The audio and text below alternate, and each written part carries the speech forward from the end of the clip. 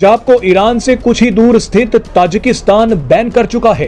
Tajikistan में दाढ़ी रखने और हिजाब पहनने पर बैन है। ताजिकिस्तान एक सेंट्रल एशियन कंट्री है, मुस्लिम आबादी है, 96 से 98% वहाँ की आबादी मुसलमानों की है, रिलीजन इस्लाम है, वहाँ की गवर्नमेंट का रिलीजन इस्लाम है। लेकिन जब मैंने हिस्ट्री पढ़ी और जो अभी प्रेजेंट न्यूज़ आ रही है उसको सुन के आप बहुत ज़्यादा शॉक्ड रह जाएंगे कि उन्होंने ऑफिशियली एक लॉ बना रहे हैं वो, जिसके ज़रिए वहाँ पर प्रॉपरली हिजाब को बैन किया जा रहा है। एक कानून पास हुआ है बुर्का बैन के हवाले से कि जो खवातीन है वो अपना जो फेस है वो कवर नहीं कर सकते। जो एक Islamic central council of Switzerland है उसने कहा कि ये इस्लामोफोबिकली मोटिवेटेड है, ये मुसलमानों की टारगेटिंग हो रही है। हालांकि इसमें मुसलमानों की क्या टारगेटिंग है? क्या इस्लाम के अंदर, क्या हमारे इस्लाम के अंदर क्या कहीं लिखा हुआ है, क्या ये कुरान में लिखा हुआ है कि खातून को अपना चेहरा ढांपना चाहिए? नहीं लिखा हुआ। ने बुर्के को कौमी सलामती के लिए खतरा करार देते हुए इस पर पाबंदी लगाने और 1000 से ज्यादा मदरसे बंद करने का ऐलान कर दिया है।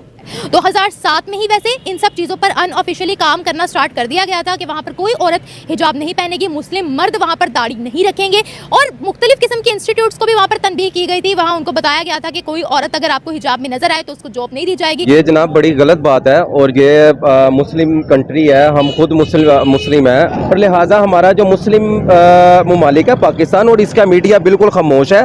ये है कि हमारे में इत्तेहाद नहीं, हमारे में यूनिटी नहीं है। बस इस हवाले से जो है ना सारा मामला हम पिछले हैं। Belgium, Netherlands, Bulgaria, Germany, Canada ऐसे देश हैं जहां हिजाब या फिर चेहरा ढकने पर प्रतिबंध है।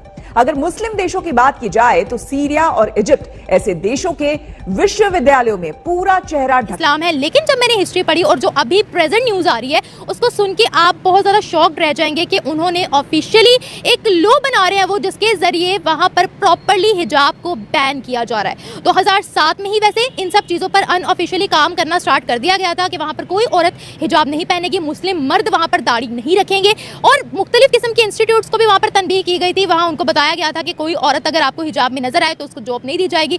वहाँ की पुलिस भी काफी ज्यादा नजर रख रही थी कि किसी औरत ने हिजाब तो नहीं पहना हुआ, अबाया तो नहीं ओढ़ा हुआ। लेकिन अब इस चीज को ऑफिशियल किया जा रहा है, ये कहा जा रहा है कि अगर कोई इसकी वायलेशन करना चाहेगा, कोई औरत हिजाब पहनेगी, कोई औरत अबाया पहनेगी, तो उसको फाइन किया जाएगा। एक आम इंसान को $740 तक का फाइन देना पड़ेगा, और अगर कोई गवर्नमेंट ऑफिशियल इस चीज़ की वायलेशन करता है तो $3700 से लेकर $5000 तक उसको फाइन हो सकता है। इसी के साथ साथ जो पहले प्रेसिडेंट रह चुके हैं ताजिकिस्तान के, उनका कहना ये था कि हम लोग कभी भी अपनी कंट्री के अंदर दूसरी कंट्रीज के कल्चर्स को प्रमोट नहीं करेंगे। फॉर एग्जाम्पल, अगर औरतें यहाँ पर अबाया पहनती है, ब्लैक कलर का शॉल लेती है, पूरा अबाया ओढ़ते हैं, तो वो अरब के कल्चर्स को रिप्रेजेंट कर रही हैं, सऊदी अरब को रिप्रेजेंट कर रही हैं। साथ ही अगर कोई वेस्टर्न स्टाइल क्लोथिंग करता है तो वो वेस्टर्न कल्चर को रिप्रेजेंट कर रहा है। इन सब चीज़ों को खत्म करने का मकसद यह है कि ताजिकिस्तान की ट्रेडिशन को बरकरार रखा जाए, एक सकाफत को बरकरार रखा जाए, और एक नेशनल ड्रेसिंग भी उन्होंने बनाई थी जिसका मैसेज हर ताजिकिस्तानी के मोबाइल फोन्स पर गया था कि आपको नेशनल ड्रेसिंग ऑफ ताजिकिस्तान को प्रमोट करना चाहिए और हर कोई उसी में ही हमें नजर आए। और ये किताबें लिख डाली और ये लोगों को कहा जी कि औरत को अपनी वो प्रॉपर्टी समझते हैं। वो समझते हैं कि जो खातून है वो उनकी प्रॉपर्टी है, वो जो मर्जी करें, जैसे मर्जी करें, और हमारी खातून को कोई देखे ना और हम दूसरों की खवातीन को देखें। सो ये जो बिहेवियर है, ये जो फैसला है, ये जो अंदाज है मुसलमानों का दूसरे ममालिक में जाके वो वाले हकूक मांगना जिससे उनका कल्चर, उनकी वैल्यूज, उनका सिस्टम डिस्टर्ब हो, I personally find it very offensive. ये उनका हक नहीं है। देखिए, अगर आप एक इस्लामिक रियासत में रह रहे हैं तो आप जो मर्जी करें, आपको हक है। हम क्यों उनके कवानीन को नहीं मानेंगे? तो ये जो मुसलमानों का एक बिहेवियर है, और हम ये समझते हैं कि जी नहीं, ये मुसलमानों को हक है कि वो दुनिया में जहां जाके जो मर्जी करें, उनको कोई ना पूछे। अब ये जो बिहेवियर्स हैं, अभी देखिए ये पिछले 20 साल में जो कुछ हुआ है दुनिया में। पहले पिछली 20वीं सदी में अफगानिस्तान में जिहाद हुआ, पूरी दुनिया में जिहादी तैयार हुए, हमने भी अपना किरदार अदा किया, और उसका फिर सोसाइटी सारी इस्लामाइज हो गई, और फिर वही जिहादी जो थे वो पूरी दुनिया में फैले। फिर ये जो 9/11 के बाद फिर ऑनलाइन फिर ये लोग अट्रैक्ट हुए इस आइडिया से जी कि कभी तालिबान को एक्सेप्ट कर रहे हैं, कभी इराक और सीरिया में इस्लामिक स्टेट खड़ी हो जाती है। तो आप इमेजिन करें कि मुसलमानों को या इस्लाम को कितना नुकसान पहुंचा है इस तरह के एक्सट्रीम बिहेवियर से। इस्लाम कब कहता है कि आप जो है वो इस तरह का बिहेवियर करें? इस्लाम बड़ा मॉडरेट रिलीजन है, बड़ा कोएग्जिस्टेंस में बिलीव करता है, प्लूरलिटी में बिलीव करता है, इंक्लूसिवनेस में बिलीव करता है। इस्लाम ये कहता है कि सारे मजहब जो है वो मिलकर चलें। अब जो खातून है वो अगर ये कहे, मर्द ये कहे कि जी नहीं खातून को ये कवर करना है, उसका जिस्म कवर होना चाहिए। अगर मिसाल कहीं एक मैं जगह पढ़ रहा था, उन्होंने कहा जी अगर एक बिल्ली है तो वो कहीं से गोश्त ले जाएगी। ये इस्लामी हमारे जो क्लैरिक हैं, ये उनकी मिसाल दे रहे हैं। मैं ये तारिक फतेह साहब का भी एक आर्टिकल देख रहा था, तो उसमें भी उन्होंने एक शेख हिलाली है उनको कोट किया हुआ है, और वो कह रहे हैं जनाब के अगर बिल्ली कहीं से जो है वो किसी गोश्त ले जाती है तो ये उसको कवर करना चाहिए।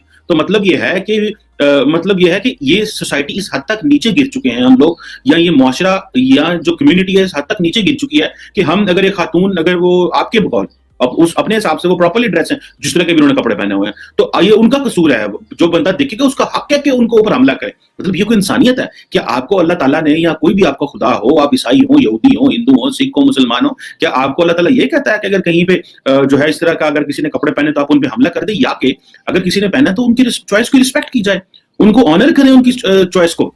सो हमें ये जो बुर्का बैन है, ये हमारे अपने करतूतों की वजह से हुआ है। ये जो हमारे मुसलमान भाइयों ने और बहनों ने जो दूसरे मुल्कों में जाके अपने जो है फतह करने की कोशिश की, हमने बेसिकली फतह करने की कोशिश की कि अब नहीं इस्लाम यहां भी फैल जाएगा, इस्लाम वहां भी फैल जाएगा। लोग आपके साथ कन्वर्ट तब होंगे अगर आप एक अच्छे ह्यूमन बीइंग होंगे। सबसे पहले आप एक अच्छे इंसान है, first you are a good human being, then आपका आता है कि आपका मजहब क्या है और आप क्या चीज है। दुनिया को आपके मजहब से कोई लेन देन नहीं है। इस्लाम बहुत अच्छा मजहब है, अल्हम्दुलिल्लाह हम इस्लाम को प्रैक्टिस करते हैं, हम इस्लाम के फॉलोअर हैं, बट पहले सबसे पहले तो एक अच्छा इंसान बन के दिखाना पड़ेगा ना, फिर आप जाके सबसे बड़ा जो यूनिवर्सल जो एक मजहब है वो तो इंसानियत है। तो ये अब बहस होना शुरू हो चुकी है पूरी दुनिया के अंदर कि जो इस तरह के जो कवानीन बनने चाहिए। मिसाल के तौर पे मैं देख रहा था कि पिछले 5 सालों में ये बहस ज्यादा तेज हो गई। तो मुझे उम्मीद है कि ये वीडियो आपको पसंद आया होगा। वीडियो पसंद है तो प्लीज हमारे YouTube चैनल को जरूर सब्सक्राइब कीजिए।